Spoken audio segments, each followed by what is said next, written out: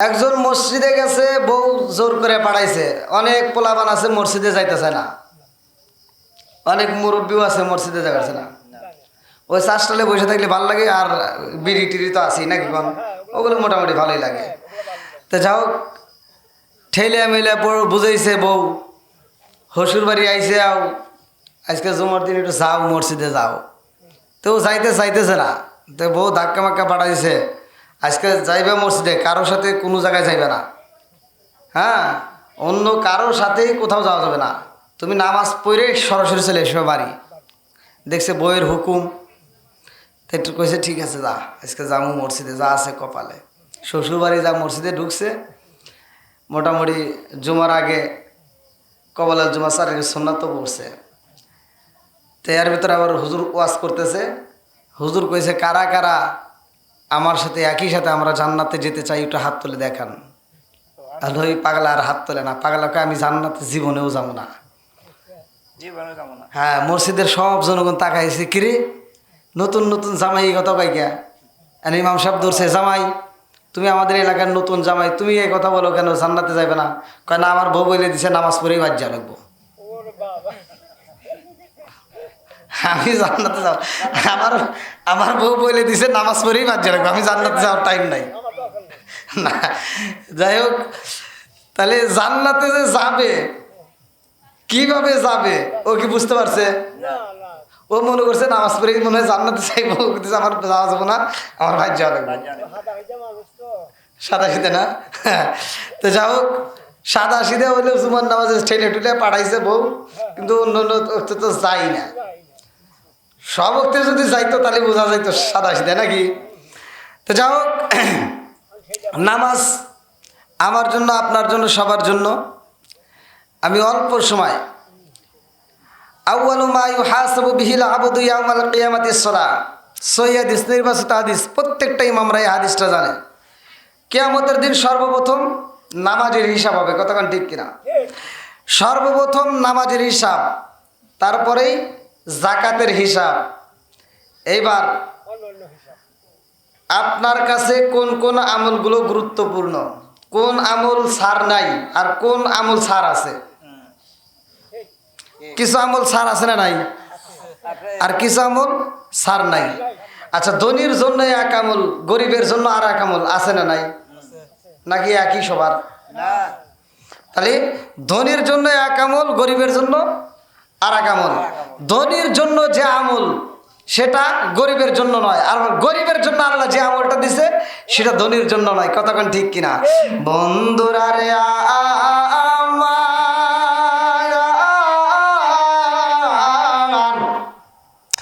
রাজার দোষে রাজ্য নষ্ট, প্রজা কষ্ট পায়, নারীর দোষে সংসার নষ্ট, স্বামীর কষ্ট হয়।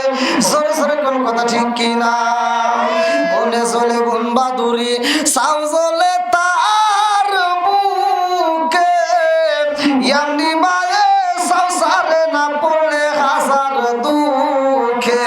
বিদেশেতে কারো যদি ছেলে মইরা যায়, পশু পাখি জানার আগে আগে জানে মা। সরে সরে কোন কথা ঠিক কিনা? বন্ধুরা রে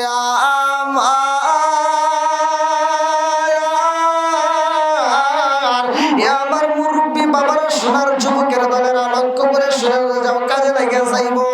এই দুনিয়ার বুকে আল্লাহ আমারে পাঠাইছে, আল্লাহ তোমারে পাঠাইছে, আল্লাহর একটা উদ্দেশ্য আছে। উদ্দেশ্যটা কি? সূরা জারিয়াত আয়াত নম্বর 56 আমার আল্লাহ বললেন, আল্লাহু আকবার ওয়ালিল্লাহিল হামদু, বিসমিল্লাহির রহমানির রহিম।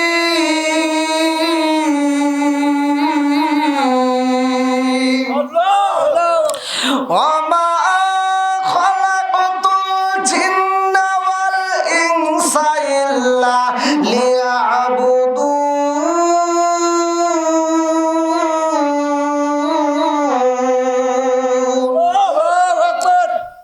সূরা জারিয়াত আয়াত নম্বর 56, ওমা খালাকাতুল জিন্না ওয়াল ইনসা ইল্লা লিয়াবুদুন। আমি আল্লাহ তাআলা মানুষ এবং জিন জাতিকে সৃষ্টি করেছি, আমি আল্লাহর একটা উদ্দেশ্য আছে। উদ্দেশ্যটা কি? আল্লাহ বলতেছে মানুষ এবং জিন জাতিকে সৃষ্টি করছি ইল্লা লিয়াবুদুন, আমি আল্লাহর ইবাদত করার জন্য। জোরে কোন সুবহানাল্লাহ। তাহলে ইবাদত চলবে কার? আল্লাহর। গোলামি করব কার? আল্লাহর। আবার কি হয়? খেদমত করব কার? আল্লাহর। আল্লাহর কি খেদমত করে পারবেন আপনারা? তাহলে ও খেদমত করার দরকার নেই, আল্লাহর ইবাদত করেন তাতেই চলবে। খেদমত করবেন মা বাবার। ও বলে গেল। হ্যাঁ, না না, অত সহজ না। না না, মা বাবাকে যদি সম্মান দেওয়া বুঝতো তাহলে সন্তানেরা 2 তলা 3 তলা বিল্ডিং এর মালিক হয়, মার জন্য একটা রুম থাকে না। একটা মায়ের 10টা সন্তান থাকলে একটা ঘরের ভিতর 10টা সন্তানকে মা জায়গা দিতে পারে। 10টা সন্তান বড় হওয়ার পরে 10টা বিল্ডিং এর মালিক হয়, অথচ মার জন্য একটা রুম থাকে না। এটাও ঠিক। হ্যাঁ বন্ধুরা রে আমার মুরব্বী বাবারা, ভালো করে শুনে নাও, ভালো করে শুনে নাও। এই দুনিয়ার বুকে নেক সন্তান কার, নেক সন্তান কোন ব্যক্তিটা ভালো করে বুঝে নাও। মা যদি ভালো হয় রে ভাই, সন্তান ভালো হইব। বাপ যদি ভালো হয়, সন্তানটা ভালো হইব। মা যদি ভালো হয়, সন্তান ভালো হইব।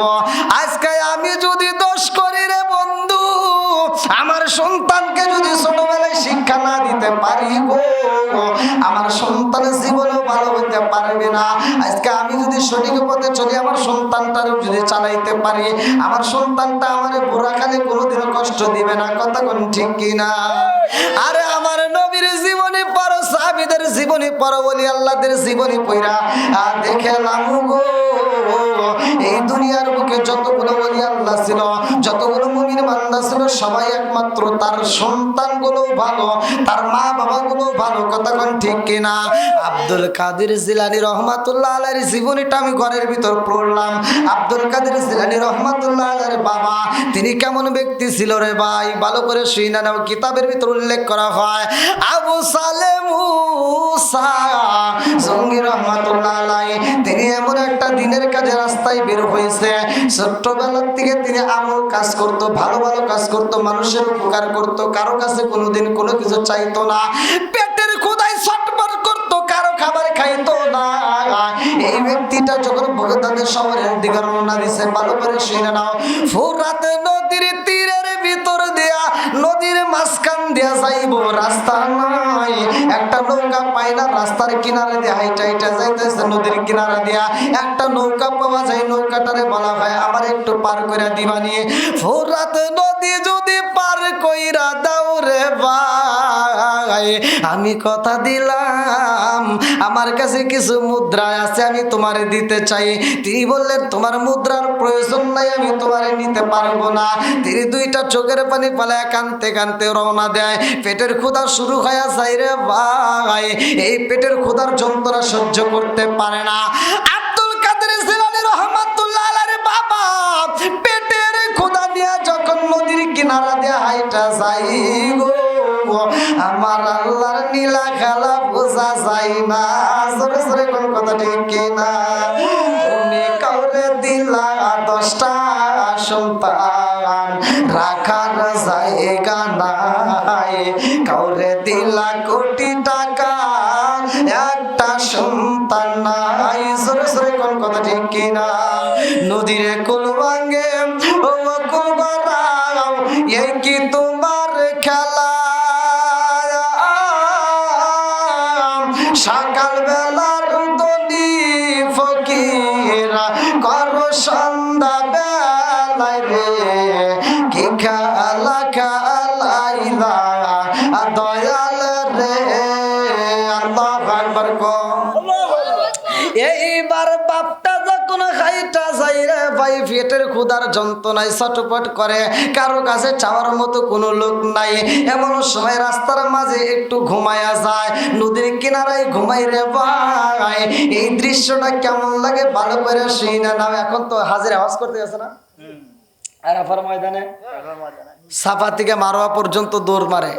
কেন দৌড়ায়? এর একটা ইতিহাস আছে না? এর একটা ইতিহাস হয়তো আমরা অনেকেই জানি না। মহিলাদের ভিতরে এই ঘটনা, এটা পুরুষের নয়। ইসমাইল আলাইহিস সালামকে পানি পান করানোর জন্য তার মা, কিতাবের ভিতরে উল্লেখ করা হয় হাজেরা, মা হাজেরা সন্তানকে পানি পান করাবে, কিন্তু পানি নাই। 18 কেজি, কোনো কোনো রেওয়ায়তে আসছে 36, কোনো কোনো কিতাবে আসছে 12 লিটার পর্যন্ত পানি নিয়েছিলেন। সে পানি শেষ হওয়ার পরে তখন হাজেরা সন্তানকে দুধও দিতে পারে না, পানিও দিতে পারে না। এবার মুখের জিব্বাটা ঢুকাই দিছে সন্তানরে, যে আমার জিব্বা থেকে একটু লালা যদি বের হয় আমার সন্তানটা খায়া তার গলাটা পিপাসা দূর করবে। এবার জিব্বাটা ঢুকাই দিছে, জিব্বাটা কাঠের মতো, কাঠের মতো হয়ে গেছে, কাঠখড়ি যেমন শুকানো, ঠিক জিব্বাটা এরকম শুকিয়ে গেছে। এবার জিব্বায়ও পানি নাই, তাহলে কি করবে? এবার দূরের দিকে তাকাইছে, কিতাবের ভিতরে হচ্ছে সাফার দিকে যখন তাকাইছে, সাফার দিকে তাকায় দেখে পানি চিকচিক করতেছে। এবার সন্তানের জন্য মা তো পাগল পারা, দৌড়ায় গেছে, পানি চিকচিক করতেছে, তাহলে সন্তানের জন্য পানি নিয়ে আসবো। পানি আনতে গিয়ে দৌড়ায় গেছে, যা দেখে ওখানে পানি নাই, বালি চিকচিক করতে। আবার সাফার দিকে আবার মারোয়ার দিকে তাকাইছে, ওখানে দেখা যায় পানি চিকচিক করতেছে, আবার মারোয়ার দিকে রওনা দিছে। আবার যখন এরকম দৌড়াতে দৌড়াতে হাফসে গেছে, কাপড়টা ঠিক নাই, এরকম কাপড়টা পরে গেছে, আসল পরে বালির ভিতর দিয়ে, মরুভূমি বালির ভিতর দিয়ে হেসরাই হেসরাই যাইতেছে। আর মা পাগল নিয়ে এরকমভাবে কাপড়ে আসলে একমুড়ো ধরে দিছে দৌড়। সাফার দিকে মারোয় যা দেখে ওখানে পারে না, আবার ওখান থেকে তাকাই দিছে সাফার দিকে, আবার সাফার দিকে আইছে, এরকম 7 বার দৌড়াইছে। আর দৌড় পারতেছে, দৃশ্যটা দেখে আল্লাহর কাছে মজা লাগে। জিব্রাইল কয়, আল্লাহ এ তো পানি দেখে পানি মনে করে খালি দৌড় পারতেছে, পাগল নিয়ে দেখেন কি অবস্থা। আল্লাহ কয়, দেখ আমার কাছে কত মজা লাগে। কয় কিসের মজা? কয় পাগল নিয়ে যখন পানির জন্য দৌড় দিতেছে, আর কাপড়ের আসলটা পিছনে এরকম শেষরাইতেছে, মাটি ঘুরতেছে, ও খালি দৌড়াইতেইছে। হ্যাঁ, আমার কাছে এই দৃশ্যটা এত মজা লাগলো, এটা আমি কিয়ামতের আগ পর্যন্ত জারি রাখবো। সারা পৃথিবীর মানুষ হজে আসলে সাফা এবং মারোয়ার মাঝে খালি দৌড়াইব। বন্ধুরা রে আমার, আব্দুল কাদের জিলানী রহমাতুল্লাহ আলাইহির বাবা এইবার ঘুম থেকে উঠে আবার রওনা করছে, বন্ধ করে না। আবার যাইতে যাইতে পেটের ক্ষুধা সইতে পারে না রে ভাই, নদীর দিকে তাকায় দেখে গো এত সুন্দর একটা কুল, কোন কোন কিতাবের ভিতর আছে একটা আপেল। এইবার আপেলটা যখন পয়সায় আইতেছে রে ভাই, যেই জায়গায় কোনো বাড়ি নয়, যেই জায়গায় কোনো ঘর নাই, যেই জায়গায় কোনো মানুষ নাই, যেই জায়গায় কোনো বাগান দেখা যায় না, ওই জায়গাটার মধ্যে কোনো আপেলের বাগান দেখা যায় না, এমন একটা জায়গা নদীর ভিতর দিয়ে যখন আপেলটা পয়সা আসে, এইবার আব্দুল কাদের জিলানী রহমাতুল্লাহ রে বাবা আপেলটা হাতে নিছে, ক্ষুধার যন্ত্রণায় আপেলটা যখন মুখে নিছে রে ভাই, বিসমিল্লাহ বইলা যখন আপেলটা কামড় দিছে, এই আপেলটা মজা লাগছে, পানির ভিতর পয়সা আইছে, গরমের ভিতরে ঠান্ডা ঠান্ডায় মজা লাগছে। ফ্রিজের খাবার গরমের দিনে খাইলে যেমন ঠান্ডা মজা লাগে, ঠিক পানির ভিতরে আল্লাহ খাওয়াবে একটা ওসিলা। এইবার ফ্রিজের মতো ঠান্ডা এত সুন্দর একটা আপেল খায়, আপেলটা খাওয়া শেষ কইরা গো আলহামদুলিল্লাহ পড়ছে। আমরা যখন খাবার খাই আমরা বিসমিল্লাহ বলবো, খাবারের শেষে আমরা আলহামদুলিল্লাহ বলবো। এইটা যদি তুমি বলতে পারো আমার আল্লাহ ওই খাবারের ভিতর বরকত দিবে। শুধুমাত্র তাই না, ওই ব্যক্তিটার জন্য আমার আল্লাহ জান্নাতের ভিতর তার খাবার রেডি করবে। জোরে জোরে কন্যা সুবহানাল্লাহ। আরে এমন আপেল খাইছে রে আমার মাইলা কুলবাসীরা, এই আপেলটা যখন খাওয়ার পরে মনে পইরা গেছে আমি কি করলাম, আমি কেন আপেলটা খাইলাম, এই আপেলটার মালিক কে ছিল, এই আপেলটা কোথার থেকে আসলো, কেমনে আমি এই আপেলটা পাইলাম, আর আমি তো খাইয়া পালাইছি। এইটা যদি আমার মালিক আমার কাছে এইটার হিসাব চায়, আমি হিসাবে দিব কেমনে আমার বুঝে আসে না। দুইটা চোখের পানি পালাইয়া কান্দার কয় আল্লাহ নদীর ভিতর দিয়ে পয়সা এসে আপেল, এই আপেল আমি খাইছি গো, এই আপেলটার মালিককে আমি তো তারে চিনলাম না। আপেলের মালিককে, তাহলে তারে তো আমি চিনলাম না, তাহলে এই আপেলটা এখন আমি খাইয়া ফেলাইলাম। আর সে মালিক যদি আমার কাছে দাবি রাখে তাহলে আমার উপায় থাকবে না। আমি কি করিব, কোথায় যাব, কোন সাধনে পাই? আমি কি করিব, কোথায় যাব, কোন সাধনে পাই? প্রাণের নবীজি বিহনে রে আর ভরসা নাই। দিনে দিনে সোনার দেহ পুইরা করলাম সাই, দিনে দিনে সোনার দেহ পুইরা করলাম সাই। আমি নিরালায় বসি আর কান্দি, কোথায় নিব ঠাই? আমি নিরালায় বসি আর কান্দি, কোথায় নিব ঠাই? প্রাণের নবীজি বিহনে রে আর ভরসা নাই। প্রাণের নবীজি বিহনে রে আর ভরসা নাই। চিৎকার মেরে কন্যায় আল্লাহু আকবার। আরে জীবনে কত খাবার খাইলাম রে ভাই, ভালো করে শুই না নাও, সন্তান কেন ভালো হয় আর তুমি কেমনে ভালো হইবা, ভালো করে শুই না নাও। এই মুখের ভিতর যে আমরা যতগুলো খাবার খাইলাম একটাবার তো চিন্তা করলাম না এই খাবারটা কোথা থেকে আসলে, এই খাবারটা আমি কেন খাইলাম, এই খাবারটা কিভাবে পাইলাম। ভালো করে শুই না নাও। মানুষ ততক্ষণ পর্যন্ত জান্নাতে যাইতে পারবে না যতক্ষণ তার দেহের ভিতরে হারাম মাল থাকবে। অর্থাৎ আপনি হারাম খায়া রক্ত মাংস করাইছেন। আল্লাহ রসুল বলছে লা ইয়াদখুলুল জান্নাতা জাসাদুন গুজিয়া বিল হারাম। যদি কোনো ব্যক্তি হারাম খায়া রক্ত মাংস করায়, আল্লাহ রসুল বলছে ওই দেহটা আল্লাহর জান্নাতে যাবে না, হিংসাকারীও জান্নাতে যেতে পারবে না। বন্ধুরা রে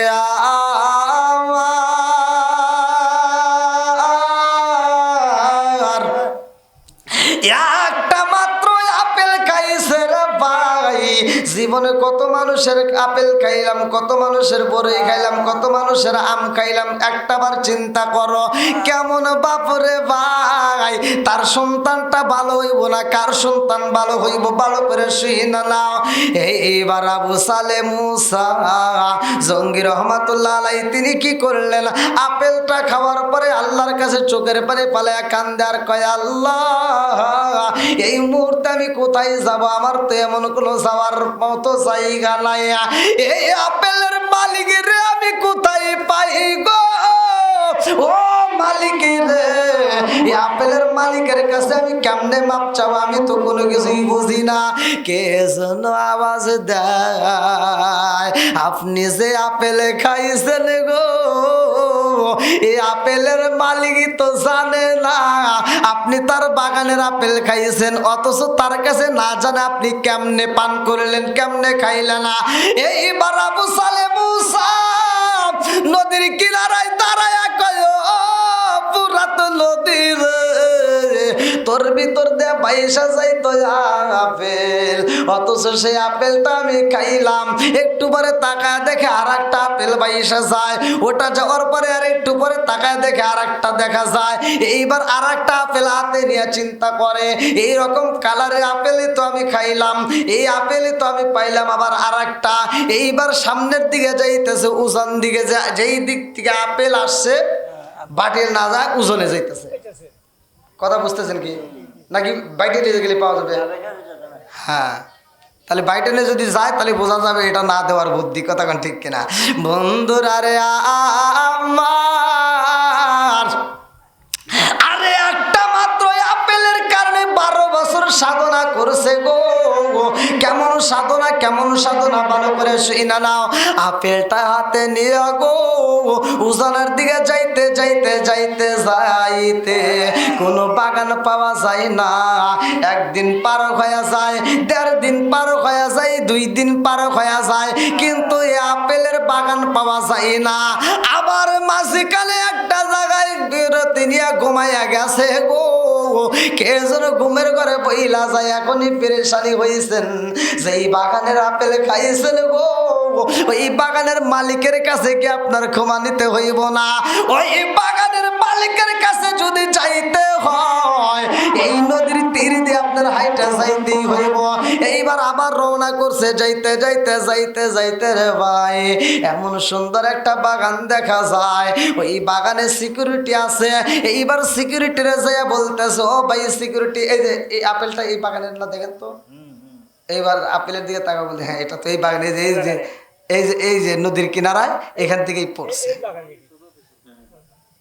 এইবার আব্দুল কাদের জিলানী রহমতুল্লাহ কয়, আল্লাহ আলহামদুলিল্লাহ, আমি যদিও কষ্ট করে আসছি অনেক রাস্তা, তবু আজকে যে আমি বাগান পাইছি, এতে কি শুকরিয়া আদায় করতেছে আল্লাহ। সিকিউরিটি কয়, কি আর আপনি কোথা থেকে আসছেন? তো বলছে আমি অমুক জায়গা থেকে। বলছে হায় হায়, এত দূর থেকে আসছেন কেমনে? বলে নদীতে আপেলটা ভাইসে যাইতেছিল, একটা আপেল আমি খাইছি। তো বলে তাই কি হয়েছে? তো বলতেছে এই যে আপেলের মালিকের সাথে আমি কথা বলতে চাই, তার কাছে আমি মাপ নেব। সিকিউরিটি কয়, আমার জীবনে মানুষ দেখছি, এরকম মানুষ দেখি নাই। জোরে কান সুবহানাল্লাহ। এইবার সিকিউরিটি মালিকের কাছে যাইয়া গো বলে, মালিক, জীবনে আমরা মানুষ দেখছি, জীবনে আমরা মানুষ পাইছি, এরকম মানুষ কোনোদিন পাই নাই, এরকম মানুষ আমি কোনোদিন দেখি নাই। সেইবার মালিকে কয়, দারোয়ান কি মানুষ পাইলা, কি মানুষ দেখলা? এইবার দারোয়ান কয়, হুজুর আপনার বাগানের ফল কতই তো নদী দিয়া বাইসা যায়, কত মানুষ তো পাইরা খায়, কত মানুষ তো চায়া নিয়ে যায়। বলে হ্যাঁ, বলে এমন একটা মানুষ আইছে হুজুর, সেই মানুষটা শত শত কিলো হাইটা আপনার বাগানে আসছে শুধুমাত্র আপনাকে দেখার জন্য, আপনার কাছে মাপ চাইব। এইবার বাগানের মালিক কয়, ও দারোয়ান রে, কোন ব্যক্তিটা আমার গাছের আপেল খাইয়া পাগলের মতো এত রাস্তা হাইটা এসে আমি তার চেহারাটা দেখতে চাইয়া।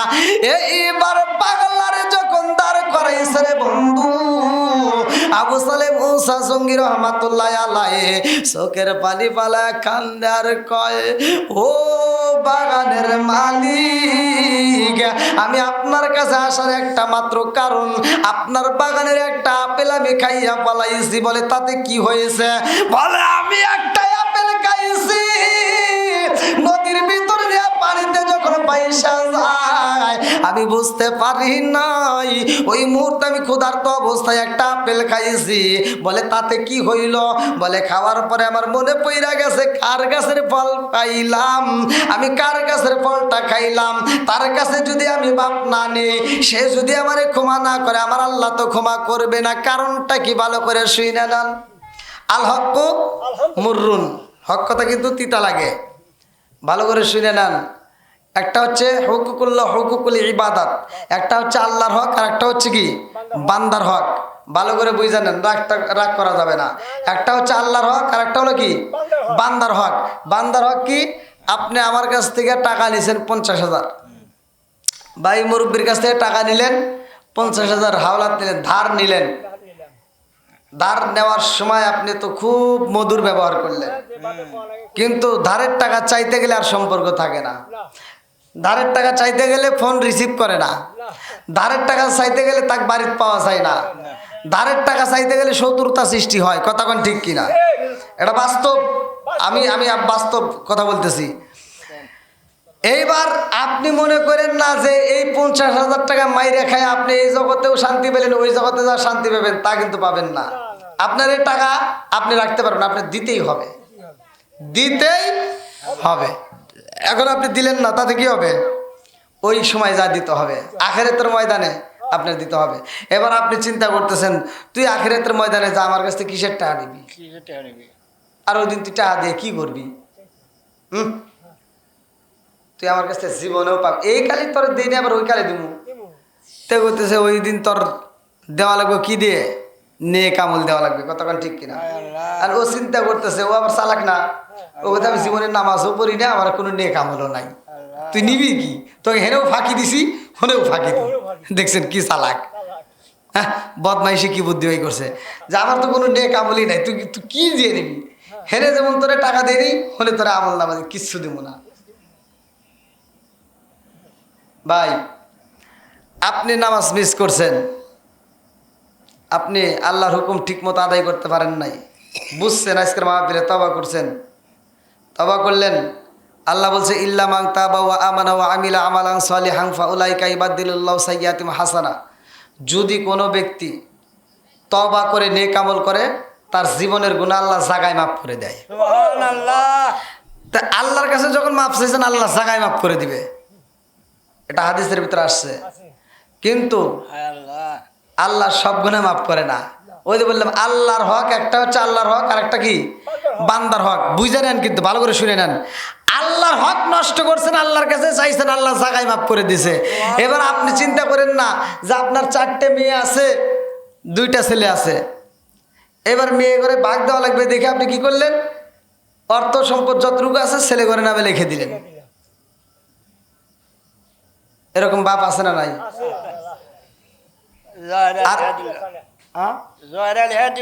হ্যাঁ, তাহলে মেয়ে করে হক কি বুঝে দিলেন না, আপনি আবার হজের সময় আবার হজও করবে চাইতেছেন।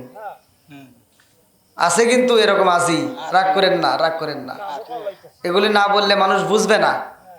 ওয়াজ তো সবাই শুনছেন, কিছু কিছু ওয়াজ ঘরের ওয়াজ দেওয়া লাগবে। তাহলে আপনি হজে গেলেন, টাকাও খরচ করলেন, আর বাড়িতে এসে জমজমের পানি ছিটাইলেন, আত্মীয় স্বজন আসলে খেজুর বেজুর খাওয়াইলেন, মোটামুটি আছে না একটা ভাব আছে না, তে সবাইকে যাই দিলেন, তসবি টসবি একটু বিলি টিলি করলেন যে হজ করে এসে যাতে আমাকে হাজি মাজি কয়। হ্যাঁ, এবার আপনি মনে করেন না যে আপনি হজ করছেন আপনার আল্লাহ মাফ করছে। আপনি একটা না প্রতিদিন যদি হজ করেন তাও আল্লাহ আপনি মাফ করবে না। ওই যে মেয়ের হক নষ্ট করছেন, মনে আছে? মেয়ের হক কি নষ্ট করছেন, এই জন্য সারা জীবন চোখের পানি ফালাইয়া কানলেও কাজ হবে না। আজকে হয়তো আপনার মেয়ে আপনার বাটাম দিয়ে বাড়ি দিতে পারে নাই, কিন্তু আপনি যখন মারা যাবেন তখন ফেরেশতারা বাটাম দিয়ে বাইরেব, আর কব তোর মেয়ের হক তুই বুঝে দিল না কে। আবার কিছু ভাই আছে, কিছু ভাই, সে ভাইগুলো আবার কি করে, বোনের হক নষ্ট করে, বোনরে হক বুঝে দিতে চায় না, মনে করে আমি একাই সব। এরকম কি ভাই আছে না? বহুত আছে। বন্ধুরা রে আমার ভালো করে শুইনা নাও, ভালো করে শুইনা নাও, এইবারে একটা আপেল খাইয়া যখন মাপ চাইগো, একটা আপেলের বিনিময়ে যখন এত রাস্তা হাইটাইছে, এইবার বাগানের মালিক চিন্তা করে আল্লাহ গো, আমার দারোয়ান যেমনি বললো আমি তো তেমনি একটা মানুষ পাইলাম, এরকম মানুষ তো আমি কোনোদিন পাই নাই, এরকম মানুষ তো আমি কোনোদিন দেখি নাই, একটা মাত্র আপেল খাইয়া পাগলের মতো সুইটায় আইছে, নিঃসন্দেহে এই মানুষটা তোমার পাগল। জোরে জোরে কন্যা সুবহানাল্লাহ। এইবার বাগানের মালিক এইবার তার দিকে তাকায়া কয় আমি তোমারে মাফ করতে পারবো না, আমার বাগানের আপেল তুমি আমারে না জিগাইয়া কেমনে খাইলা, তুমি তো একটা অপরাধী, তোমার আমি ক্ষমা করতে পারবো না। এইবারে একটা আপেল খাই, আরে ভাই আবু সালে জঙ্গি মুসা রহমাতুল্লাহ আলাই 2টা চোখের পানি ফালায় কান্দে আর কয় আপনি আমার কাছে কি চান? আমার কাছে যতটুকু অর্থ আছে গো আমি আপনার দিতে চাই, আপনি তবু আমারে মাফ কইরা দেন। বলে না না তাও হবে না। বলে কি করতে হইব? বলে 1 বছর নয় 2 বছর নয় রে, 12 বছর আমার বাড়িতে সাধনা করতে হইব, একটা না 12 বছর যদি আমার বাড়ি গোলামি করতে পারো আমি চিন্তা করব তোমারে মাফ করা যায়নি। মাফ করবে যে এরকমও কথা বলতেছে না, বলতেছে 12 বছর কাজ করবা, তারপরে দেখা যায় যে তোমার কাজে যদি আমি খুশি হই তাহলে আমি তোমার মাফ করবো। দেখেন তাহলে কি, আচ্ছা আমরা কি এরকম করবো?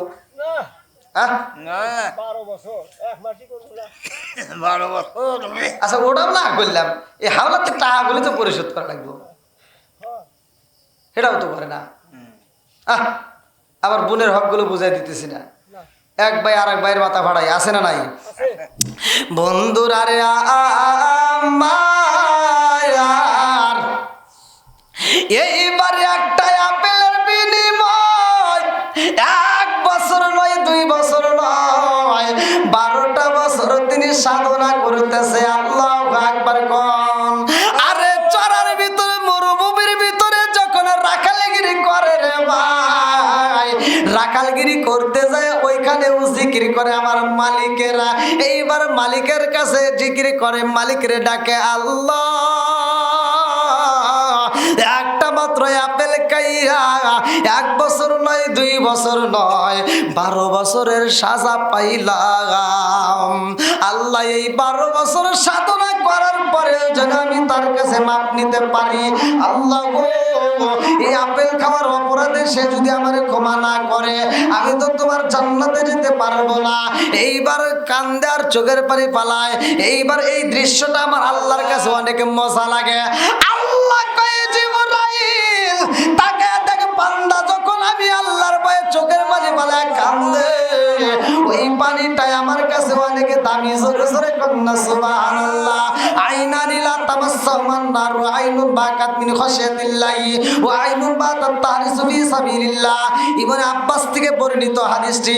আনি ইবনে আব্বাস রাদিয়াল্লাহু আনহু ক্বালা ক্বালা রাসূলুল্লাহ সাল্লাল্লাহু আলাইহি ওয়াসাল্লাম আইনানি লা তামাসসামান নার ওয়া আইনুন বাকাত মিন খাশিয়াতিল্লাহি ওয়া আইনুন বাতাত তাহরিসু ফি সাবিলিল্লাহ। জোরে জোরে কন্যা আল্লাহু আকবার। আরে ইবনে আব্বাস রাদিয়াল্লাহু আনহু থেকে হাদিসটি বর্ণিত, তিনি বলেন রাসূল করিম সাল্লাল্লাহু আলাইহি ওয়াসাল্লাম বলেছেন, মাত্র 2টা চোখ আমার আল্লাহর আগুনে পোড়াইব না, জাহান্নামে দিব না। এই 2টা চোখ কোন 2টা? আইনানি লা তামাসসাহুমান নার ওয়া আইনুন বাকাত মিন খাশিয়াতিল্লাহি ওয়া আইনুন বাতাত তাহরিসু ফি সাবিলিল্লাহ। এক নাম্বার চোখে যেই চোখটাই আমার আল্লাহর ভয়ে চোখের পানি পালায়া কান্দে গো।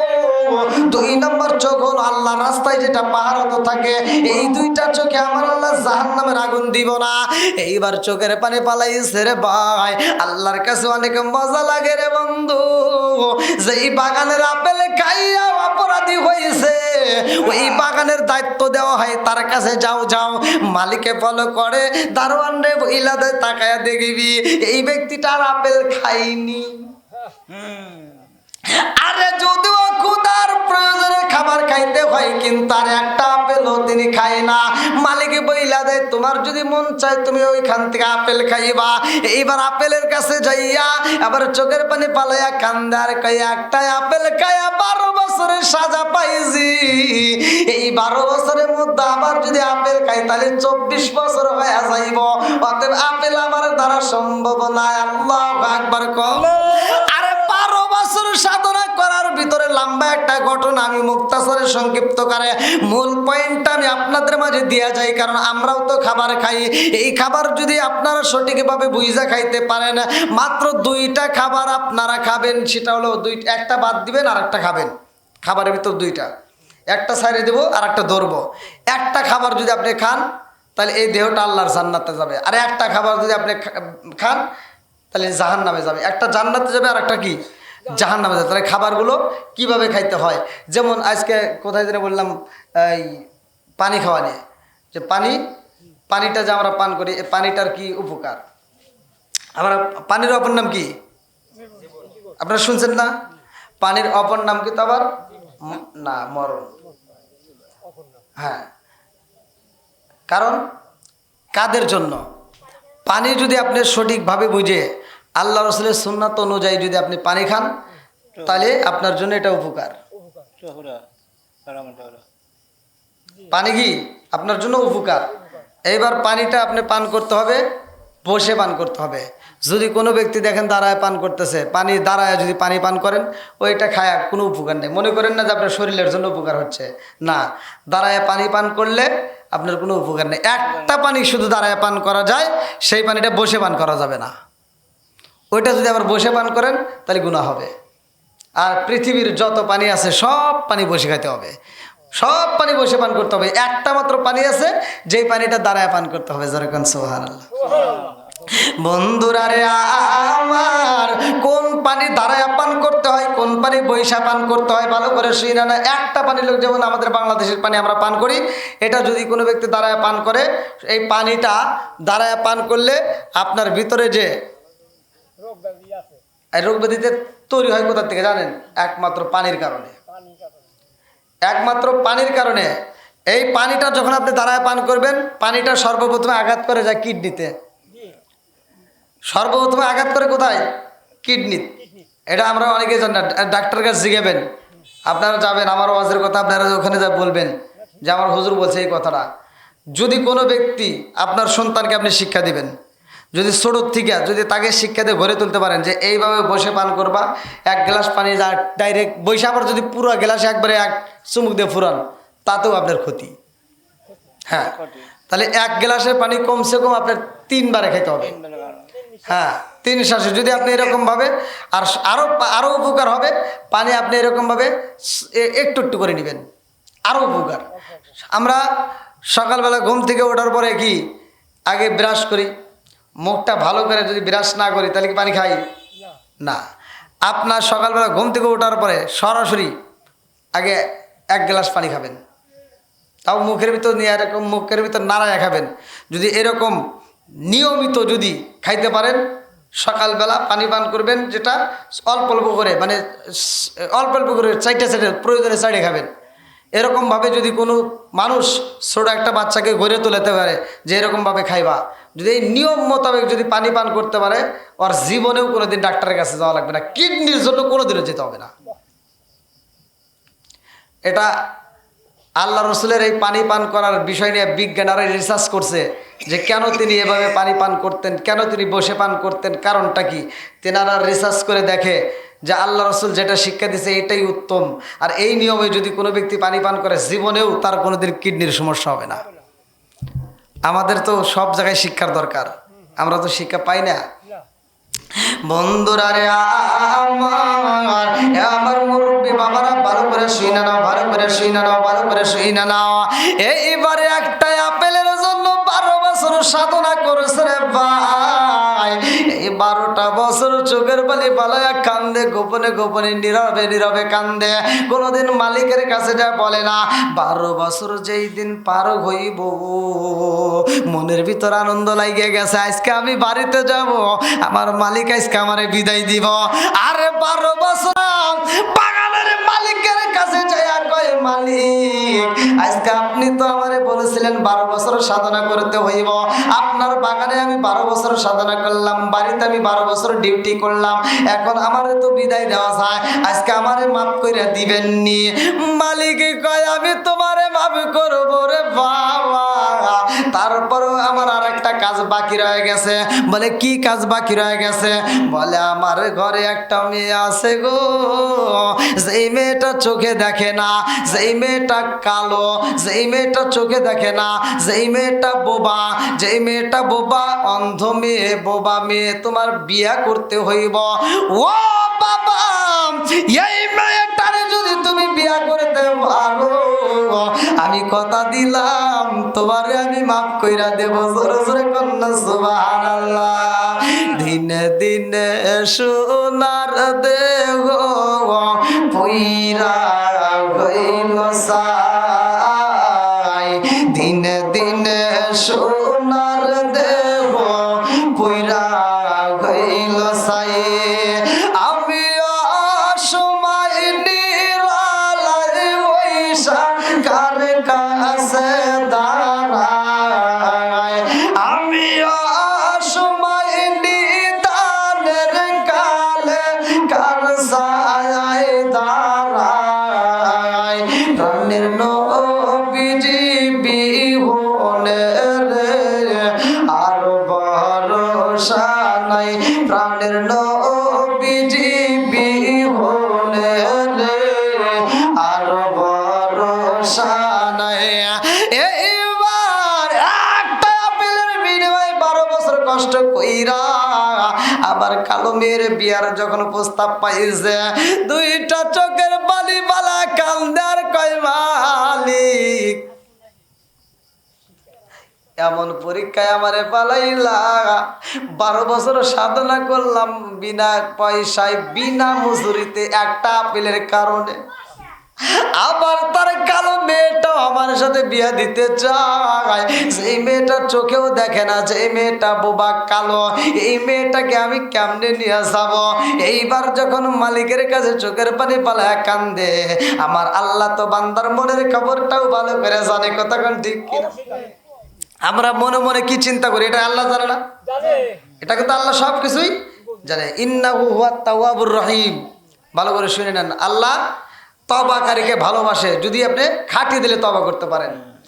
আর মনের খবরটা আল্লাহ ভালো করে জানে। তাহলে এই যে মনের খবরটা আল্লাহ, মুসা নবী একদিন বলছে, আল্লাহ তুমি এত সুন্দর করে মানুষ বানাইছাও, মানুষের সব কিছুই তো তুমি জানো।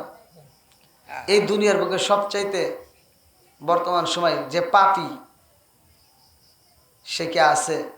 বলে হ্যাঁ আছে। বলে আমি তার একটু দেখতে চাই। আচ্ছা, যে সবচেয়ে পাপী তারা কি করতে চাইছে? দেখতে চাইছে মুসা নবী।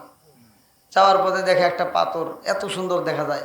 বলছে আল্লাহ পাথর দেখছি, কিন্তু এরকম পাথর তো আমার জীবনে দেখি নাই। বলে কি দেখলা? বলে আশ্চর্য কাহিনী, এত সুন্দর পাথর তুমি সৃষ্টি করছো, এটা তো আশ্চর্য ব্যাপার। বলছে এটা কি আশ্চর্য? হ্যাঁ। বলে আরো কিছু দেখতে চাও? বলে আর কি দেখাইবা? না, যদি দেখতে চাও তাহলে আমি দেখাবো। তাহলে দেখাও দেখি আর কি আছে। বলে পাথরটা তুমি একটা বাড়ি দাও। মুসা নবীর কাছে একটা লাঠি থাকতো, কোরআনের ভিতরে এক কথা উল্লেখ আছে। মুসা নবীর 9টা মুজিজার কথা কোরআনে উল্লেখ আছে, তার ভিতরে একটা হলো মুসা নবীর হাতের লাঠি। আল্লাহ বলতে ইজরিব বিআসাকাল হাজার, তোমার হাতের লাঠি দিয়ে একটু পাথরের উপর বাড়ি দাও। এবার বাড়ি দিছে, সাথে সাথে পাথর ফাইটে আছে। দেখে ওর ভিতর দাঁড়ায় একজন নামাজ পড়তেছে। মুসা নবী কয় হায় হায়, এ কি আশ্চর্য ব্যাপার! হ্যাঁ, পাথরে এত সুন্দর পাথর দিয়ে, পাথরের ভিতর মানুষ নামাজ পড়তেছে। হ্যাঁ, এ কি কাহিনী! এবার তাকায় দেখে ওনার পাশে আবার এমন কিছু ফল রয়ে গেছে। মুসা নবী ওই এলাকার ভিতর দিয়ে ঘুরিয়া ঘুরিয়া ওই ফল কোথাও কোনোদিন দেখে নাই, সরাসরি ওটা জান্নাতের ফল। মুসা নবী আরো আশ্চর্য। এইবার মুসা নবী করতেছে, আল্লাহ যা দেখাইছাও, কিন্তু আমি তোমার কাছে একটা জিনিস চাবো। বলে কি? বলতেছে এই ব্যক্তিটার সাথে আমি একটু কথা বলতে চাই। এই যে পাথরের ভিতর যে নামাজ পড়তেছে, আমি ওনার সাথে একটু কথা বলতে চাই। আল্লাহকে কথা বলবা? হ্যাঁ, একটু অনুমতি দাও। আল্লাহ কয় ঠিক আছে যাও। এবার মুসা নবী তার সাথে কথা বলতেছে। মুসা নবী বলতেছে কি ব্যাপার, তোমার এইখানে ইবাদত করতেছো, এই ফলগুলি খাবার আসে কোথার থেকে? পাথরের ভিতর যে নামাজ পড়ে সে বলতেছে আল্লাহু খায়রুর রাজিকিন, রিজিকের মালিক তো আমার আল্লাহ। মুসা নবী কইতে, আল্লাহ তুমি পাথরের ভিতরে তুমি রিজিক পৌঁছাও? এই পাথরের ভিতরে তুমি রিজিক পৌঁছাও? মুসা নবী কয় কে? এটা তো আশ্চর্য ব্যাপার। বলে আরো আশ্চর্য কিছু দেখবা? বলে আর কি দেখাই, আর কি দেখার আছে? বলে তুমি ওই হাতের লাঠি দিয়া ইজরিব বিআসাকাল হাজার, তুমি ওই জমিনের উপরে একটা বাড়ি দাও। হ্যাঁ, জমিনের উপরে একটা বাড়ি দাও, আঘাত করো। এবার যখন বাড়ি দিছে, জমিনটা ফাইটে গেছে। এই যে আমরা যে আছি সবাই, আমরা যে বসে আছি, এটা কি মাটি না? আচ্ছা, এই মাটির নিচে আবার কি? পানি। তাহলে পানির উপর মাটি কি ভাসতেছে? হ্যাঁ, তাহলে এই যে পানির উপর মাটি ভাসতেছে, তাহলে এটা একমাত্র আল্লাহ ছাড়া কি কেউ পারবে? আমরা একটা মাটির দলা যদি পানির ভিতর দেই, ও কি ভাসবে? ও নিচে দিই। অথচ মাটি কেমনে তাহলে রইল? আল্লাহর কি সৃষ্টি! একটাও চিন্তা করেন। মুসা নবী বলছে আল্লাহ এ কি? তাহলে এই পানির উপর মাটি, এই মাটির উপর আমরা রয়েছি। বলে হ্যাঁ, আরো কিছু দেখবা? বলে আর কি আছে দেখবে চাই। বলে আর একটা বাড়ি দাও। বলে কোথায় দেবো? বলে ওই পানির উপর দাও। একবার মাটি ফাটাইছে, এখন আবার কি পানি ফাটাইবে, একটু পানিটা আবার বাড়ি দাও।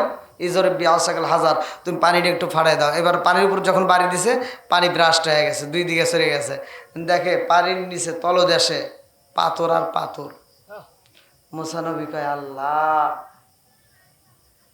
এই 7 সমুদ্র 13 নদীর নিচে তলদেশে এখানে আবার পাথর! বলে আর কিছু দেখবা? বলে আর কি আছে? বলে একটা পাথর সরাও। এবার একটা পাথর সরায় দেখে, আল্লাহু আকবার, ওর ভিতর সাদা কীট এরকম ভাবে নড়তেছে, পোকা এরকম ভাবে। মুসা নবী দেখে আল্লাহ, এই মাটির নিচে পানি, পানির নিচে পাথর, পাথরের নিচে এই পোকা আবার তাজা রয়েছে। এটা কি আশ্চর্য ব্যাপার। আর মুসা নবী কে, আল্লাহ তুমি তো সব কিছুই জানো, সব কিছুই করো, এখন আমার তো মনে একটু শখ জাগছে। বলে কি? বলে আমি পোকার সাথে একটু কথা কবে চাই, একটু অনুমতি দাও। এই পোকাটার সাথে আমি কি কীটের সাথে একটু কথা বলবো। তো মুসা নবী প্রশ্ন করতেছে, যাই তুমি এখানে কিভাবে থাকলা? আলো বাতাস কিচ্ছু নাই, অক্সিজেন ছাড়া মানুষ বাঁচে না। একটা গাছ যদি আটকা রাখা যায়, ওই গাছটা পর্যন্ত মারা যায়। হ্যাঁ, একটা গাছ বাঁচে না, একটা পশু পাখি বাঁচে না, কিচ্ছু বাঁচে না। তুমি এখানে কিভাবে বাঁচলা? তোমার এখানে তো কোনো আলো বাতাস কিচ্ছু লাগে না। পোকায় উত্তর দিতেছে, হুজুর আপনি যে প্রশ্ন করছেন, এই প্রশ্নের উত্তর কি আপনি নেবেন? বলে হ্যাঁ আমি নিতে চাই। বলে আপনি কি আলো বাতাস ছাড়া বাঁচেন না? কয় না। বলে আমি আলো বাতাস পাইলে মরে যাব। আমি কি আলো বাতাস পাইলে মরে যাব। বলে তুমি এখানে থাকো কেমনে? আমি তো এসির ভিতর থাকি। আমি কিসের ভিতর? এসির ভিতর, এয়ার কন্ডিশন। বলে আল্লাহ আমাকে কি করছে? এসির ভিতর রাখে। বলে কেমনে? বলে আমাকে আল্লাহ এত ভালোবাসে, আল্লাহ আমাকে এত ভালোবাসে, আমার গায়ে যদি সূর্যের আলো লাগে আমি জাগায় মরে যাবো, জাগায় আমার দেহ পুড়ে সাফ হয়ে যাবে। আর আমাকে আল্লাহ কি করছে? এই মাটির নিচে পানি, পানির নিচে যেই তলদেশে পাথর, পাথরের নিচে ঠান্ডা জায়গায়, যেখানে বেশিও ঠান্ডা না, এমন একটা জায়গায় আল্লাহ আমাকে রাখছে। এইখানে একমাত্র আমার থাকার উপযোগী, অন্য জায়গায় গেলে আমি বাঁচতে পারবো না। যেইখানে আমার থাকার দরকার আল্লাহ আমাকে সেইখানে রেখে দিছে। আমার মালিক আমাকে অনেক ভালোবাসে। বলতেছে তোমার এখানে খাবার কি? বলে আমার যে রিজিক, আমার রিজিক দাতা আল্লাহ খায়রুর রাজিকিন, আমার আল্লাহ আমার এখানে রিজিক পৌঁছায় দেয়। জোরে কোন সুবহানাল্লাহ। মুসা নবী অবাক। একটা গাছের পাতা জমিনের মধ্যে পড়লে যে শব্দ হয়, একটা পাতা বললে শব্দ হলে কি আপনার আওয়াজ পান?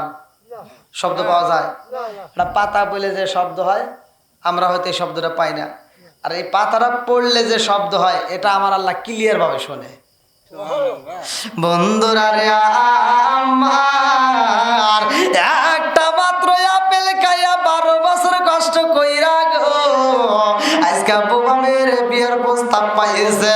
এইবার যখন প্রস্তাব পাইছে, বলে আমি একটা মাত্র আপেল খাইয়া অপরাধী হয়েছি, 12 বছর সাধনা কইরা যেহেতু ক্ষমা পাইলাম না, আজকে বোমামে কালো মেয়ে যদি বিবাহ করতে পারি, আপনি কি আমারে মাফ কইরা দিবেন? বলে হ্যাঁ আমি কথা দিলাম তোমারে মাফ করে দেব। আল্লাহু আকবার। এইবার বিয়া পড়ায়া দিছে রে ভাই, সরা যখন পড়ানো হয়, এই মেয়েটার সাথে যখন বিয়া পড়াইছে, মেয়েটার সুন্দর করে সাজাইয়া বাসর ঘরে রাইখা দিছে। এইবার শ্বশুরে অনুমতি দেয়, যাও যাও যাও, তোমার জন্য তোমার বিবি অপেক্ষা করে, আমার মেয়েকে বাসর ঘরে রাইখা দিছি, যাও যাও। আবু সালে মুসা জঙ্গি রহমাতুল্লাহ আলাইহি নতুন নতুন বাসর ঘরের ভিতর প্রবেশ করবে। আল্লাহু আকবার। কম আইরে না গালো হলুদের গন্ধ, রইল বিয়ার স্মৃতি। আল্লাহ না গালো হলুদের গন্ধ, রইল বিয়ার স্মৃতি। সকিনার কান্দনে গো কান্দে কান্দে স্বাগত পায়াসি। আল্লাহ না গেল হলুদের গন্ধ, রইল বিয়ার স্মৃতি। আল্লাহ না গেল হলুদের গন্ধ, রইল বিয়ার স্মৃতি। এইবার জনম দুখুনি মেয়ের জন্য বাবুটা সুন্দর কইরা ছেলেরে বোঝায় দিল আমার সুন্দর একটা মেয়েরে এমন ভাবে আমি প্রকাশ করে দিছি এই ছেলেটা কেমন আমি তো পরীক্ষা করব আল্লাহু আকবার আরে পরীক্ষার জন্য যখন ছেলেটারে বোঝায়া পাঠাইছে বাসর ঘরে যাওয়ার জন্য অনুমতি দেয় এইবার বাসর ঘরে ঢুইকা দেখে বাসর ঘরটা ঝলমল করে এত সুন্দর করে সাজাইছে এই সাজানো বাসর ঘরের ভিতর সুন্দর একটা হুরপরির মতো একটা মেয়ে বইসা রয়েছে এইবার আবু সালেহ মুসা চিন্তা করে আল্লাহ বলল কি আর করলো কি একটা আপেল খাওয়ার অপরাধে 12 বছর সাজা পাইছি আবার বাসর ঘরে আমি এমন একটা মেয়ের সাথে আমার বিয়ে হয়েছে সেই মেয়ের না পাই আবার আর একটা মেয়ে দেখতেছি না জানে আবার কোন অপরাধে আবার ফাইসা যায় এইবারে আবু সালেহ মুসা জঙ্গি রহমাতুল্লাহ আলাইহি ঘরের ভিতর প্রবেশ করে সালাম দিয়া যখন দেখতেছে একটা সুন্দরী মেয়ে এইবার তিনি চিন্তা করলো ব্যাপার কি আমারে বললো কি আর আমি পাইলাম কি আমার দ্বারা তো এটা সম্ভব না মেয়েটা যখন পিছন দিকে থেকে পাঞ্জাবি দইরা টান মাইরা দিছে গো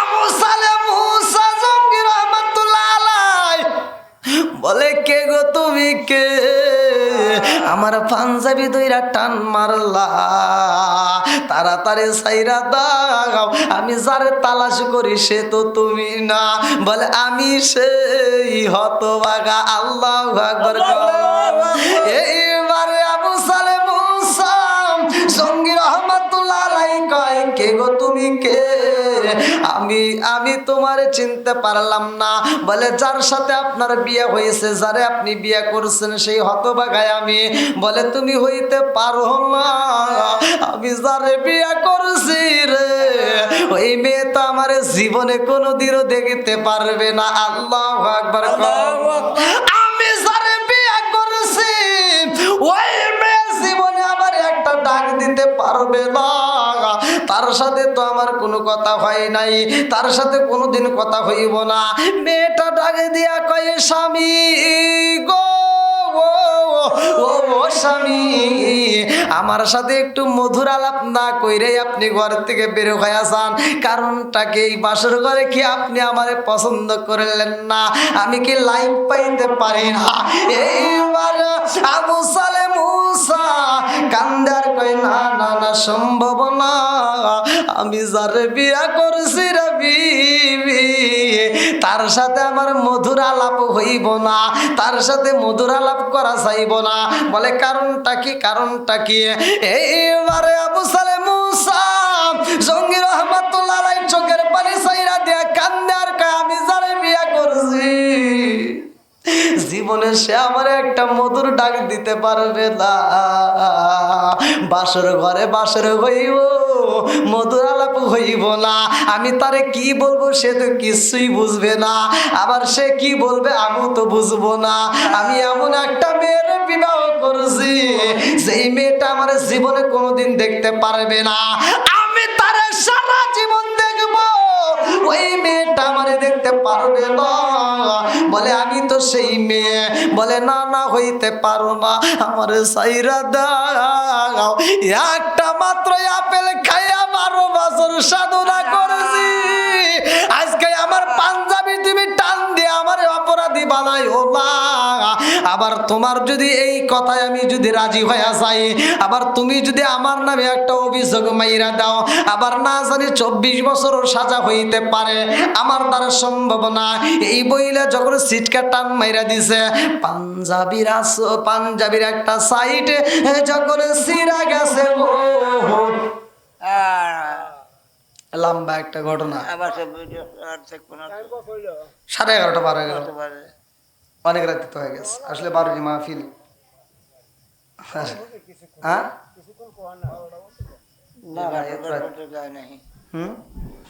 আর কিছু হোকবার না হোক আমরা তো দোয়া করবো নাকি বল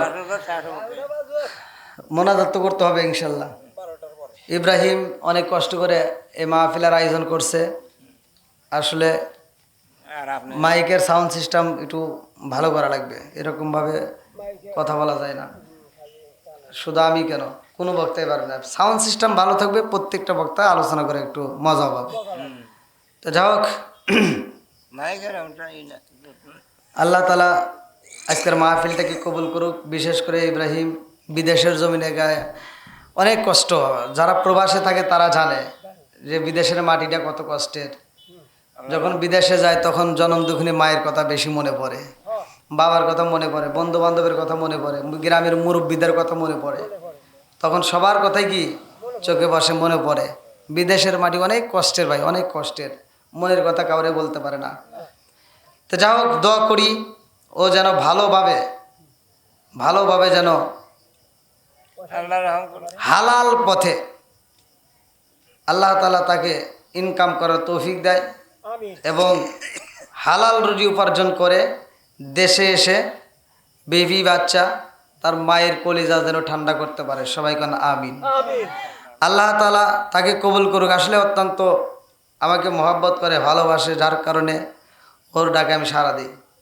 মানে খুবই ভালোবাসে আমারে, ওর মাও অনেক ভালোবাসে। যে যাই হোক, যখনই ফোন দেয় বাবার জন্য দোয়া চায়। আজকে যদি তার বাবাটা জীবিত থাকতো, না জানি কত আনন্দ পাইতো যে ছেলে বিদেশ গেছে। নাকি যে কোনো বাপটা যদি সন্তান বিদেশ যায়, বাপ কিন্তু অনেক খুশি হয়। আরে খুশি কিন্তু ওই জন্য খুশি না যে ছেলে বিদেশ থেকে কামাই করে দিব, খামু আর চা খামু আর ঘুরমু, এই খুশি না। সে চিন্তা করে আমার ছেলের ভবিষ্যৎটা ভালো হবে, এইটা বাবা মায়ের কল্পনা। আমরা তো এইটা বুঝি না। যখন আপনি বিদেশ যাওয়ার জন্য পাগল হই, বিদেশ যাবেন, আপনার তো ইনকাম নাই, তাহলে বাপটা কি করছে? হালের 2টা গরু সেটা বিক্রি করছে, জমি আসলে 10 ডিসিমাল সেটাও কটে থুইছে, এরকমভাবে গোছায় যেমনি হোক 3 লাখ টাকা জমাইছে, শর্ট পড়ছে মাত্র 30,000। এবার কি করছে? শ্বশুর বাড়ি ফোন দিছে, আম্মা টাকা তো 3 লাখ হয়ে গেছে, 30,000 টাকা শর্ট। এবার শ্বশুর বাড়ির থেকে কইতেছে এত টাকা কোনে পাই? তো যাই হোক, যেমনি হোক দিছে, 30,000 টাকা দিছে। ও যাওয়ার আগে অ্যাকাউন্ট করছে বইয়ের নামে, কারণ শ্বশুর বাড়ি থেকে দিছে 30,000। মানে বাপে যে গরু বেচে জমি বেচে টাকা দিছে, এটার আর হিসাব নাই, এটার আর কি মনে নাই। 30,000 টাকার বিনিময়ে অ্যাকাউন্ট গেল ওইদিকে। এরকম সন্তান আছে না নাই? আছে। তোমারে টাকা দিছে বাপ, জমি বেচে, হালের গরু বেচে, এত কষ্ট করে জমাইছে, আবার ধার করছে গোপনে হাওলাত করে, তোমার যাওয়ার আগে মার্কেট করে দিছে। তুমি যে একদিন বাড়ির থেকে বের হও, তোমার বুড়া বাপটা কথা কইতে পারে না, তোমার রাস্তার ভিতর নামা দিয়া দৌড় দিয়ে যা, ঘরের ভিতর উপর হয়ে শুইছে, চিত হয়ে শুইতে পারে না, উপর হয়ে শুইছে। কারণটা কি? তার বুকটা ফাইটে যাইতেছে, কইতে পারতেছে না যে আমার সন্তানটা আজকে যদি আমার টাকা থাকতো আমি ওরে যাইতে দিতাম না, তাহলে আজকে টাকার অভাবে আমার সন্তান যাইতেছে, বাপটা ছটফট করতেছে। তুমি সেই বাপের কথা চিন্তা করলে না, তুমি শ্বশুর শাশুড়ির জন্য পাগল। যাই হোক, এরকম অনেক সন্তান আছে যে বাপ মায়ের কষ্ট দেয়। ভাই, বাপ মায়ের কষ্ট দিলে আপনার সংসারে বরকত পাবেন না, বাপ মায়ের কষ্ট দিলে আপনার কামাইতে আল্লাহ বরকত দিবে না, আপনি সুখে থাকতে পারবেন না। তো যাই হোক, বাবা মাকে যদি আপনি খুশি করতে পারেন, আল্লাহ খুশি, রসুল খুশি। আল্লাহ রসুল বলছে তোমার মক্কা এবং মদিনা দুইটাই তোমার ঘরে। যার মা এবং বাবা জীবিত আছে, আল্লাহ রসুল বলছে তার মক্কা মদিনা ঘরে আছে। আপনি লক্ষ লক্ষ টাকা খরচ করে হজে যাইতেছেন, হজ কবুল হবে এমন গ্যারান্টি কেউ দিতে পারে না। কিন্তু জনম দুঃখে মায়ের একটু হাসায়েন, আনন্দ দিয়েন, ভালোবাসা দিয়েন, দেখবেন মা যদি খুশি হয়, আল্লাহ তাআলা ওই মায়ের দিকে তাকানোর কারণে আল্লাহ তাআলা এত খুশি হয় যে আপনার আমল নামায় কবুলিয়তের হজের সওয়াব দিয়ে দেয়। তো যাই হোক, এই আমলগুলো আমরা, যেটা আমল করলে টাকা লাগে না, পয়সা লাগে না, সে আমলগুলো আমরা চিনি না। আমরা অনেকেই কিন্তু এই আমলগুলো বুঝি না। বাপ মা যখন মরে যায় তখন সন্তান খুব বোঝে, আব্বা মরে গেল রে, বাপ মরে গেল, হাই রে কান্দে। কিন্তু বাপ মা পয়সা থাকতে কিন্তু এটা বুঝি না। এই জন্য ভাই রাগ করেন না, বাপ মায়ের জন্য পাগল পারা হবেন, বাপ মাকে ভালোবাসবেন। বাপ মাকে যদি ভালোবাসতে পারেন তাহলে আল্লাহ খুশি, আমার রসুল খুশি। যাই হোক, ইব্রাহিম ভাই অনেক কষ্ট করে মাহফিলটা করছে, ও বিদেশের মাটিতে আছে। দোয়া করি আল্লাহ তাআলা যেন তাকে শারীরিক সুস্থতা দান করে, ইমানি শক্তি বৃদ্ধি করে, হালাল পথে উপার্জন করে আবার দেশে নিয়ে আসে, মায়ের কলিজাটা যেন ঠান্ডা করে। সবাই কেন আমিন। আর ছোটো ভাইটা যে মাদ্রাসায় পড়ে, তুই তো হাফেজ হয়েছিস না? এই পাগড়ি নিছস? হ্যাঁ, আলহামদুলিল্লাহ। তো যাই হোক, ও অনেক কষ্ট করে পড়াশোনা করছে। ছেলেটা আমার কাছে সর্বপ্রথম করছে খুব ভালো, খুবই ভালো, নম্রভদ্র দিক দিয়ে খুবই ভালো। তো ওর জন্য দোয়া করবেন, আল্লাহ তাআলা যেন ওকে একটি হক্কানে আলেম বানায়। ও হাফেজ হওয়ার পরে ওর ভাই আমার আবার ফোন দিছে যে হুজুর আমার ভাই তো হাফেজ হয়ে গেছে, এবার তারা কোন লাইনে পড়াতে হবে, মানে খুব পরামর্শ নেয়। তো ওকে প্রথমে ভর্তি করে দিয়েছিলাম আমিতে না, সর্বপ্রথম। তো যাই হোক, ছেলেটা হাফেজ হয়েছে। একটা সন্তান যখন হাফেজ হয়, মা বাবার কলিজাটা তখন ঠান্ডা হয়ে যায়। আর কিছু হোক বা না হোক, ওর মায়ের জানাজা ও নিজে করবে, হ্যাঁ, আত্মা ভরে দোয়া করবে। আমি ওর মায়ের জানাজা করব, ওর বাবার জানাজা করব, আর এই জানাজার বিনিময় ওর বাবা মায়ের কবরে জান্নাত পাবো, ওর বাবা মায়ের কবর আল্লাহ জান্নাত দিবে, এরকম কোনো গ্যারান্টি নেই। কিন্তু নেক্সট সন্তান যদি দোয়া করে আল্লাহ এটা কবুল করবে, এটা হাদিসে আছে, তাই আছে না? তাহলে এই বাড়া করার চাইতে নিজের সন্তান যদি করে এটা লাভবান, আর এটার কথা হাদিসে উল্লেখ আছে। এই জন্য ভাই ছেলে সন্তানকে আলেম বানাবেন। আপনি মরে গেলে আপনার সবচাইতে বড় সিটার 1 নাম্বার হয় আপনার সন্তান। রাগ করেন না, কারণ ওই সন্তানটাকে আপনি শিক্ষা দেন নাই। এবার আপনি যখন মরে গেছেন, ও জানাজার নামাজে দাঁড়াইছে, কিছুই জানে না, কিছুই জানে না। ও জানাজার নামাজে ডাইরেক্ট দাঁড়াইছে, ইমাম সাহেব কি করে ও দেখে এরকম করছে না, হ্যাঁ এরকম হাত তুলছে, এবার ঠাস করে বান্ধে আলাইছে, বান্ধে চিন্তা করতেছে ইমাম সাহেব কি করে রে,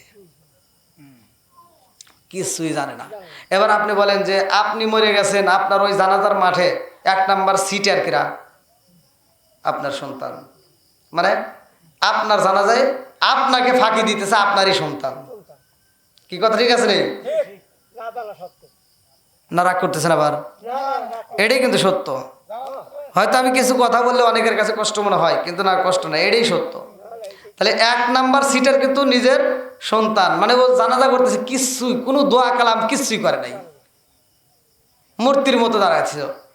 তো যাই হোক, এই যে সন্তানটাকে হাফেজ বানাইছে, আলহামদুলিল্লাহ। আমি দোয়া করি আল্লাহ তাআলা ওকে যেন হক্কানে আলেম বানায়, দেশের খেদমত করার জন্য তৌফিক দেয়। হ্যাঁ তুমি বলেছে যে তাতে পাইলাম না, গেছিলাম ওখানে। ও হয় পাগড়ি নেওয়ার সময়। ও আলহামদুলিল্লাহ, আমি তো বিভিন্ন জায়গায় মাহফিলে অনেক ব্যস্ত থাকি। হ্যাঁ হ্যাঁ আলহামদুলিল্লাহ। যাই হোক, আল্লাহ তাআলা কবুল করুক। আপনারা ওর জন্য দোয়া করবেন। আর এই সন্তানটা যদি হক্কানে আলেম হয়, সারা বাংলাদেশ নয়, সারা বিশ্বে যেখানেই যাক, ও কিন্তু আপনাদের জন্য অটোমেটিক দোয়া করবে। অটোমেটিক তার ভিতর থেকে দোয়া আসবে যে আমার অমুক চাচা, আমার অমুক বাবা, অমুক খালা বা অমুক দাদা, যেই হোক, যেই হোক, যাদেরকেই চেনে তাদের জন্য ও কি দোয়া করবে। তো যাই হোক, আপনারা ওর জন্য দোয়া করবেন। আর বিশেষ করে আমরা সকলে হালাল খাবো, হারাম ছেড়ে দেব। অল্প যদি পান অল্প খাবেন, কিন্তু হালাল খাবেন। যদি হালাল খেয়ে রক্ত মাংস গড়াইতে পারেন, এই দেহটা আল্লাহর জান্নাতে যাবে। আর আপনি যদি হারাম খেয়ে যদি রক্ত মাংস গড়ান, যত নামাজ পড়েন, রোজা করেন, হজ করেন, জাকাত দেন, যত আমল করেন, কোনো কাজ হবে না। অর্থাৎ এই দেহটা আল্লাহর জান্নাতে যাবে না। তো যাই হোক, গভীর রাত পর্যন্ত বাড়ির মাহফিল আলোচনা করলাম। যদি কেউ কোনো দিক দিয়ে কষ্ট পেয়ে থাকেন, ক্ষমার দৃষ্টিতে দেখবেন। আর মা বোনেরা, বিশেষ করে পর্দার অন্তরাল থেকে আপনারা যে আলোচনা শুনেছেন, এই আলোচনার ভিতরে দেখেন কালো মেয়ের কথা বলছে, রাজি হয়ে গেছে। আল্লাহ কি নীলা খেলা, অথচ সে কালো না, সে ছিল সুন্দরী। অথচ সে কিনো অন্ধও ছিল না। তার অন্ধ বলার কারণ, সে কোনোদিন পরপুরুষ দেখে নাই। তাহলে এমন মহিলাকে আল্লাহ মিলিয়ে দিছে। আবার বোবা বলার কারণ, যে সে কোনো পরপুরুষের সাথে কোনোদিন কথা বলে নাই। এমন একটা মেয়েকে সে বিয়ে করছে, আর এত সুন্দর একটা মেয়েকে আল্লাহ তার কাছে মিলিয়ে দিছে। তো মা বোনেরা, চোখের হিসাব, জবানের হিসাব, পায়ের হিসাব, হাতের হিসাব, সব কিছুর হিসাব আছে। এই যে আপনার মাথার চুল, আপনি রাস্তায় খোলা যদি চলতেছেন, এই চুলগুলো সাপে পরিণত হবে। আপনি যে রাস্তায় চলতেছেন বেগানা পুরুষের সামনে, এই বেগানা পুরুষটা আপনি, মহিলাদের ওয়াজের কথা কি বলবো ভাই, আমি অত দূর যাবো না। একটা কথা বলে দিই, এখন এখান থেকে অল্পতে বুঝে নেওয়া ভালো, বেশি ভাঙ্গা বলার দরকার নেই। মহিলাদের যে কাপড় আছে, মহিলাদের পরনের কাপড় আছে না, এই কাপড়টা পর্যন্ত বাইরে মেলে দেওয়া নিষেধ। রাস্তার ধারে শুকানো, মানে রোদে শুকানো নিষেধ। কেন? এই মহিলাটার কাপড় যদি আপনি রাস্তায় শুকান, এই কাপড়টা দেখে যদি কোনো একটা যুবক, ওই বাড়ির ভিতরে একটা সুন্দরী মেয়ে থাকলে ও চিন্তা করবে এই মেয়েটার কাপড় মনে হয় এইটা। কি কথা ঠিক আছে নি? চিন্তা করবে এই পোশাকটা এত সুন্দর, এই পোশাকটা এত সুন্দর, তাহলে যে পরে ও কত সুন্দর, এই একটা কল্পনা আসতেই পারে। আর এটা আসবেই, এটাই ঠিক। যদি সে পুরুষ হয়ে থাকে তাহলে আসবে। তাহলে মা বোনেরা, তাহলে এখানে চিন্তা করেন, একটা পোশাক দিয়ে যদি আপনার জেনার গুনাহ হয়, তাহলে আপনি যদি মানুষের সামনে বেগানা পুরুষের সামনে যান, তাহলে আপনার কি গুনাহ হতে পারে? কি কথা বুঝে নিয়েছেন? তাহলে একটা পোশাকের কথাই বললাম, তাহলে আপনার কথা কিন্তু বাদই দিলাম। তো এই জন্য রাগ করবেন না, পর্দায় থাকবেন, আপনি হালাল খাবেন, আপনি আমল করবেন, আল্লাহর জান্নাতে আপনি আগে যেতে পারবেন। মহিলাদের আমল করা খুব সহজ। তো যাও, দীর্ঘ সময় আলোচনা করেছে, যদি কেউ কষ্ট পায় থাকেন ক্ষমার দৃষ্টিতে দেখবেন। আমি গুনাহগারের জন্য দোয়া করবেন। এই বাড়ির মুরব্বী ইয়ামিনের বাবা, তার জন্য আপনারা দোয়া করবেন। আজকের মাহফিল থেকে দোয়া করি আল্লাহ তাআলা তার কবরটাকে জান্নাতের বাগান করুক, সবাই কোন আমিন। তার সন্তানটা বিদেশের জমিনে আসে, তাকে হালাল রুজি উপার্জন করার জন্য আল্লাহ তৌফিক দিন, সবাই বলুন আমিন। সকলে আমার সাথে পড়েন, আউযু বিল্লাহি মিনাশ শাইতানির রাজিম, বিসমিল্লাহির রহমানির রহিম, আস্তাগফিরুল্লাহ রব্বি মিন কুল্লি জামবি ওয়া আতুবু ইলাইহি লা হাওলা ওয়ালা কুওয়াতা ইল্লা বিল্লাহিল আলিয়্যিল আযীম। সকলে দুরূদ শরীফ পড়ি। আল্লাহুম্মা সাল্লি আলা মুহাম্মাদ ওয়া আলা আলি মুহাম্মাদিন কামা সাল্লাইতা আলা ইব্রাহিম ওয়া আলা আলি ইব্রাহিম ইন্নাকা হামিদুম মাজিদ। আল্লাহুম্মা বারিক আলা মুহাম্মাদ ওয়া আলা আলি মুহাম্মাদিন কামা বারাকতা আলা ইব্রাহিম ওয়া আলা আলি ইব্রাহিম ইন্নাকা হামিদ। কোন কথা বলবেন? কথা বলবেন না, কথা কি কথা বলবো? সকল হাত তুলে আল্লাহুম্মা আমিন। রব্বানা রব্বানা ইয়া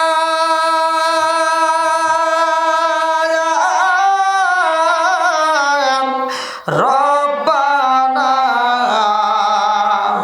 মাফ কইরা দাও জীবনের সব গুনাহ, হায় হায় মাফ কইরা দাও জীবনের সব গুনাহ। ও মাবুদ মাওলা রে, ডাকি আমরা তোমারে। ও মাবুদ মাওলা রে, ডাকি আমরা তোমারে। জীবনের গুনাহ ক্ষমা কইরো রে, ও আল্লাহ নবীর খাতিরে। ও মাবুদ মাওলা রে, ডাকি আমরা তোমারে। মাবুদদেরকে ক্ষমা কইরো রে, ও আল্লাহ মা ফাতেমার খাতিরে। ও মাবুদ মাওলা রে, ডাকি আমরা তোমারে। আল্লাহ গো,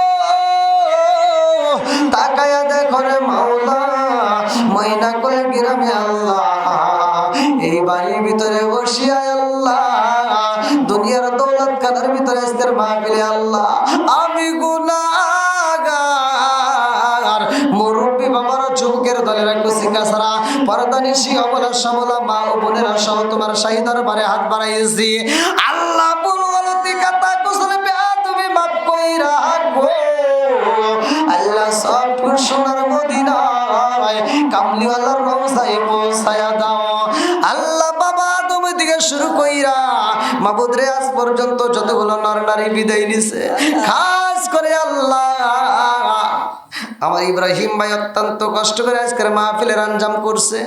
বাড়িওয়ালার পক্ষ থেকে আল্লাহ 2 সিল কোরআন শরীফ খতম করা হয়েছে। আল্লাহ তসবিহ তাহলিল যে যা পড়েছে মাওলা গো, বুলবুলতি বেয়াদবি মাফ কইরা সবটুকু সোনার মদিনায় পৌঁছাইয়া তামাম পৃথিবীর বুকে যতগুলো মুমিন মুমিনাত আল্লাহ, বিশেষ করে আল্লাহ জনম দুঃখনি মা নাই, অনেকের বাবা নাই, কারো দাদা নাই, কারো দাদি নাই, কারো নানা নাই, কারো নানি নাই, আত্মীয় স্বজন পাড়া প্রতিবেশী গ্রামবাসী আল্লাহ, বিশ্বের আনাসে কানাসে ভিটা বাড়ি বাচ্চারা আল্লাহ যে যেখান থেকে বিদায় নিছে আল্লাহ, প্রত্যেক মুসলমানদের কবরগুলো তুমি জান্নাতের বাগান বানায়া দাও। আমিন। হায় আল্লাহ, খাস করে মাওলা রে আমার ইব্রাহিম ভাই এত সুন্দর একটা মাহফিলের আয়োজন করেছে, বিদেশের জমিন থেকে মাঝে মাঝে ফোন করে আল্লাহ মাহফিলের কথা বলতো। আমার ইব্রাহিম ভাই আব্বা দুনিয়ার বুকে জীবিত নাই, ও মাবুদ গো, আজকে বাপটা যদি জীবিত থাকতো মুখটা ফুলাইয়া কথা বলতো আমার সন্তানটা বিদেশের জমিনে। আল্লাহ বাবা নাই, সন্তানের মনে মানে না, আল্লাহ স্ত্রীর মনে মানে না, আল্লাহ তারা আমাদের লোকের হাত পাড়া আমিন আমিন করতেছে, তোমার কি মায়া লাগে না?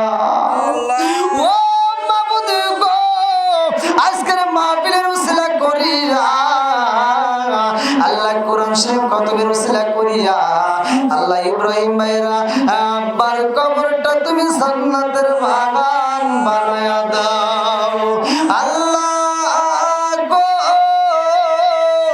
ময়না কুল আল্লাহ, ছোট পাকুরিয়া বড় পাকুরিয়া সহ চরবর্দল সহ আল্লাহ, সাওয়াল গ্রাম সহ এলাকার আশেপাশে যতগুলো কবরস্থান আছে আল্লাহ, আমার মাইকের আওয়াজ যত দূর যায় আল্লাহ, প্রত্যেকটা কবরস্থানের যতগুলো মাইয়াত রয়েছে আল্লাহ, কবরগুলো তুমি জান্নাতের বাগান বানায়া দাও।